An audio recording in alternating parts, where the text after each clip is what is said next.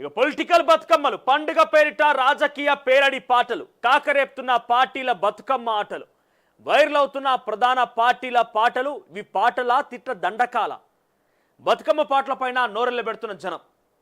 So రాజకీయ కొన్నిసార్లు డెఫినెట్గా పదం వాడాల్సిందే.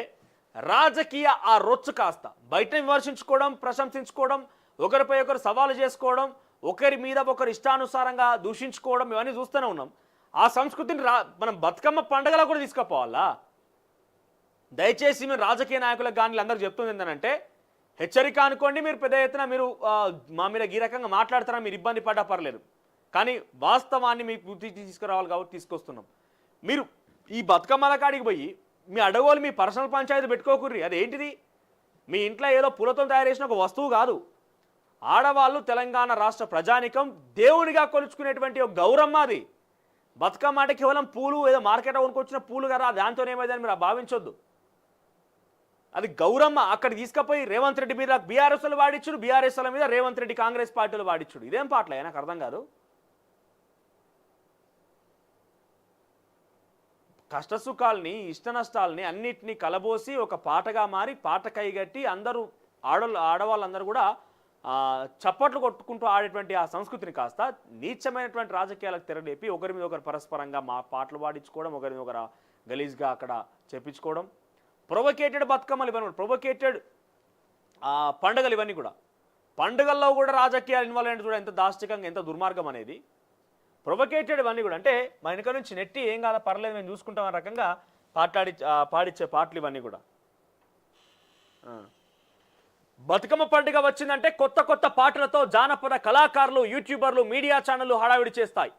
ప్రముఖ నటులతో పాటు సింగర్లతో పాటలు రాయించి పాడించి హంగామా చేస్తారు. అయితే ఈసారి మాత్రం బతుకమ్మ ఉత్సవాల్లో ప్రధాన పార్టీల పాటలు ధూమ్ధాం చేస్తున్నాయి.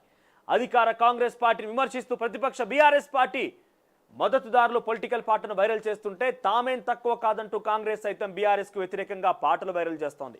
ఒక రకంగా బతుకమ్మ పాటలకు పొలిటికల్ టచ్ ఇచ్చాయి ప్రధాన పార్టీలు.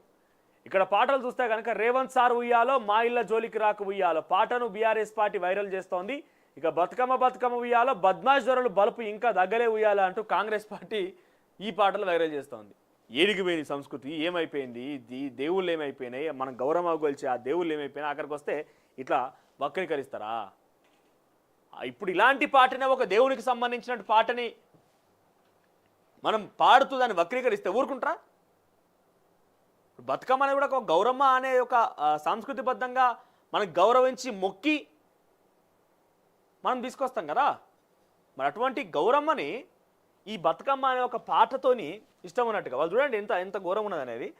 పాటను బీఆర్ఎస్ పార్టీ ఏం వైరల్ చేస్తుందనంటే రేవంత్ సార్ ఉయ్యాలో, మా ఇళ్ళ జోలికి రాకు ఉయ్యాలో అని చెప్పి మూసీ పరివాహక ప్రాంత ప్రజలు వాళ్ళు పాడుకుంటున్నట్టుగా బీఆర్ఎస్ పార్టీ అటువంటి పాటలను పాడించి సోషల్ మీడియాలో వైరల్ చేస్తున్నది.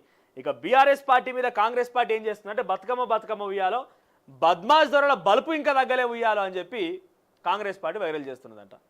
ఎక్కడికి పోయింది, ఏం దిగజారిపోయింది, ఎంత ఎంత ఇంకా దిక్కుమాలిన రాజకీయం రొచ్చు ఇందులో కూడా స్టార్ట్ అయిందని కనబడుతున్నది. ఇక బతుకమ్మ పాటలను ప్రత్యర్థులపై విమర్శలకు ఉపయోగించుకుంటున్నాయి తెలంగాణలోని ప్రధాన పార్టీలు. కూల్చివేతలను ఆపాలంటూ రేవంత్ సార్ ఉయ్యాలో, మా ఇళ్ళ జోలికి రాకు ఉయ్యాలో అంటూ పాటను రూపొందించారు. దీంతో అది ఇప్పుడు సోషల్ మీడియాలో వైరల్గా మారింది. బీఆర్ఎస్ పార్టీ ఆ బతుకమ్మ పాటను విస్తృతంగా ప్రజలకు తీసుకెళ్తోంది. ఇక మూసీ బాధితుల బతుకమ్మ పాట పేరుతో వైరల్ చేస్తోంది. దీనికి కౌంటర్గా కాంగ్రెస్ ఫ్యాన్స్ మరో బతుకమ్మ పాటను విడుదల చేశారు.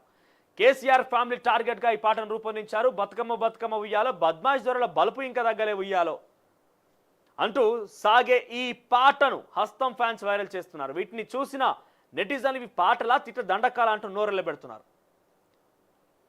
ఈ రాజకీయాలు రొచ్చు ఏడికి పడినా మేమే దూరుతాము, ఏడమైనా మేమే ఉంటాము, మా ఇష్టం వచ్చిందాలో చేస్తామని సంస్కృతిని కూడా దేవుళ్ళని ఈ గౌరవం లేకుండా ఇష్టానుసారంగా మీ సొంత అవసరాల కోసం రాజకీయాల కోసం వాడుకుంటే ఈరోజు మీరు ప్రతిదానికి ఒక కర్మ అనేది ఉంటుంది. ఈరోజు మీరు ఆ ఎంజాయ్ చేయొచ్చు, ఆ తిట్లదండకాలని కానీ ఒకరినొకరు వైరల్ని కానీ ఎంజాయ్ చేయవచ్చు.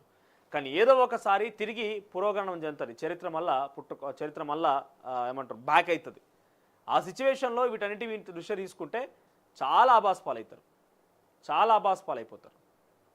అరే పలానా సమయంలో గిట్లా జరిగిందట భయ్, అసలు చరిత్రకి ఇది గిట్లా చేసిరాట ఈ దొంగలు అని చెప్పి జనరేషన్స్ మాట్లాడుకునే అవకాశం ఉంటుంది.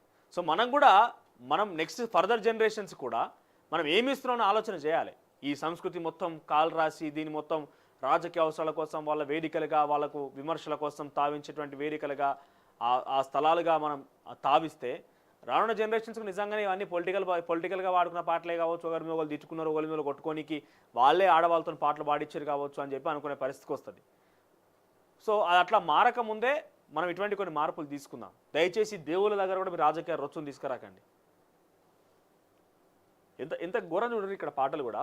బీఆర్ఎస్ పార్టీ ఏం చేస్తుంది, రేవంత్ సార్ ఉయ్యాల మా ఇళ్ళ జోలికి రాకు ఉయ్యాలని బీఆర్ఎస్ పార్టీ మూసీ ప్రజల మీద, మూసీ పరివాహక ప్రాంత ప్రజలు పాడుకుంటున్నట్టుగా ఆ పాటల్ని రూపొందించి లేకుండా అక్కడ వాళ్ళు పాడేట్టుగా ప్రొవోకేట్ చేసి వాటిని వైరల్ చేస్తే కాంగ్రెస్ పార్టీ ఇంకో 2 మెట్లు ఎక్కువనే ఎక్కి బతుకమ్మ ఉయ్యాల బద్మాజ్ దొరల బల్పింక దగ్గరే ఉయ్యాలని చెప్పి వీలు పాడుతున్నారు.